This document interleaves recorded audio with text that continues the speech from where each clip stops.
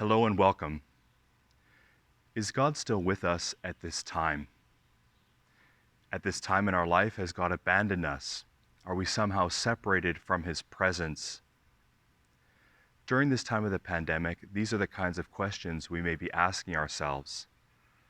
These are the exact questions that the prophet Ezekiel is grappling with in today's first reading, taken from Ezekiel chapter 37. The prophet Ezekiel was active in Israel's history at a very cataclysmic time.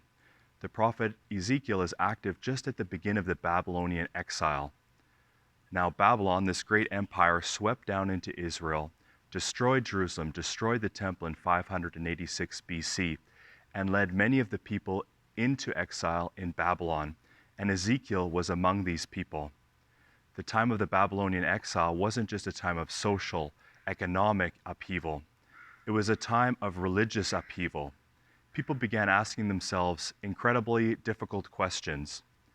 The temple was the house of God, the place where God was present among His people. If the temple was destroyed, where was God now? Were the people separated from God? Further, had God revoked somehow His covenant that He made? Is this why they were destroyed by the Babylonian Empire? Did God somehow end the covenant He made to Abraham? Ezekiel, in the first reading today, proposes some very dramatic and important answers to these questions. Ezekiel says that God made an eternal covenant with His people, that God would never revoke this covenant. Further, Ezekiel says that just as God was present in the temple to His people, now God is present dwelling among the midst of His people. God has never abandoned His people. He's always faithful to His covenant, and God dwells with them. He's present to them even during this difficult time in the exile.